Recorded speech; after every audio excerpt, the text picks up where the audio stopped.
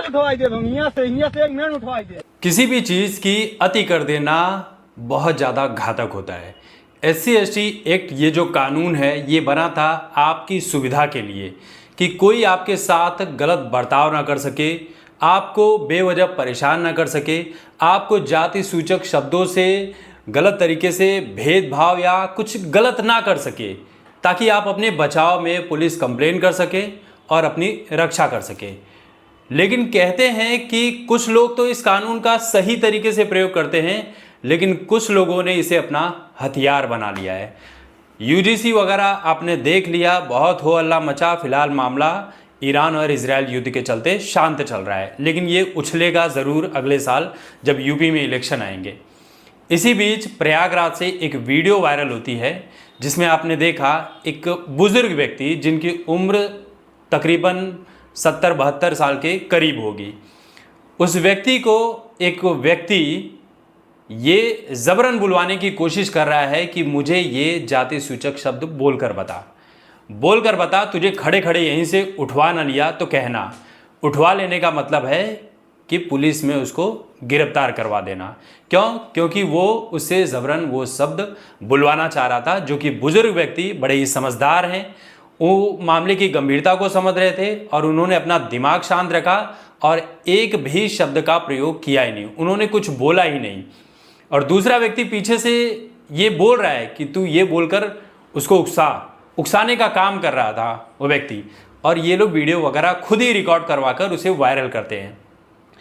लेकिन जानते हैं इसका रिजल्ट क्या निकला? इसका रिजल्ट ये निकला कि जो व्यक्ति ज़बरन उस बुजुर्ग व्यक्ति से इस तरह के वीडियो को बुलवाने की कोशिश कर रहा था जाति सूचक शब्दों से, बुजुर्ग व्यक्ति को तो कुछ नहीं हुआ, उल्टा बुजुर्ग व्यक्ति के समर्थन में बहुत सारे लोग देश से खड़े हो गए और उनके घर पर पहुंच रहे हैं, उनको साथ निभाने का वादा कर रहे हैं, क्योंकि उनकी गलती कोई थी ही नहीं। ज़बरन फंसाए जाने की कोशिशें चल रही थी और जिन लोगों ने ये काम किया था, जिनके ऊपर FIR हुई, फिलहाल वही लोग अपने घर से फरार हैं, ढूंढे नहीं मिल रहे हैं।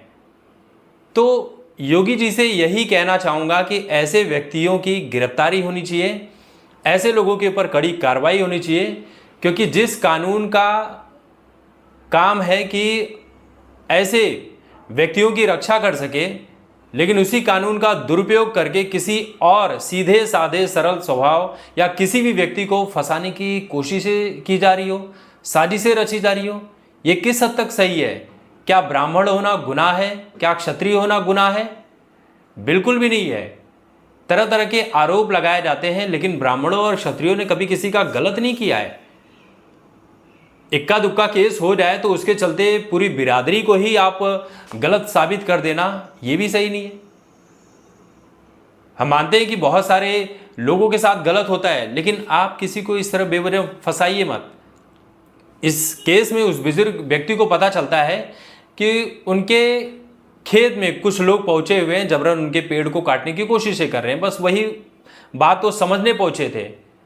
तो ऐसे में ये अपना कैमरा स्टार्ट करते हैं और उसके ऊपर ही आरोप लगाने का कोशिश करते हैं उस बुजुर्ग व्यक्ति के ऊपर। ऊपर वाले की कृपा है कि उन बुजुर्ग व्यक्ति ने अपनी समझदारी दिखाई, अपना धैर्य बनाए रखा, अपने दिमाग को शांत रखा, और ये दिखाता है कि ब्राह्मण कैसा होता है, अपने दिमाग को शांत रख के काम करता है। लेकिन आप इस तरह के गलत काम करोगे तो ये किसी भी तरह से सही नहीं है। आप बल्कि जो कानून आपकी रक्षा के लिए बना है, आप उसी कानून को कमज़ोर कर रहे हो कि हाँ भाई, इस तरह के मामले में अब फेक केसेस होते हैं, बहुत सारे निर्दोष लोगों को फंसाया जाता है, जो जेल की सज़ा काटते काटते उनकी उम्र निकल जाती है, उनके पैसे जाते हैं, उनका परिवार बर्बाद हो जाता है। ऐसे एक नहीं, हज़ारों लाखों केस इस देश में पड़े हुए हैं। और समझिए कि उस बुजुर्ग व्यक्ति के ऊपर ईश्वर की बहुत बड़ी कृपा थी जो बच गए, वरना अगर ये रिकॉर्डिंग नहीं होती, इन्होंने ही रिकॉर्डिंग करवाई थी और इसी रिकॉर्डिंग ने सबूत दे दिया कि उस बुजुर्ग व्यक्ति की कोई गलती नहीं है, गलती इन्हीं लोगों की थी जो जबरन उससे बोल रहे थे कि तू ये जाति सूचक शब्द बोलकर बता, तुझे खड़े खड़े उठवा लेंगे। फिलहाल खुद ही फरार हैं। इस मामले पर आपकी जो भी राय है कमेंट करके ज़रूर बताइए।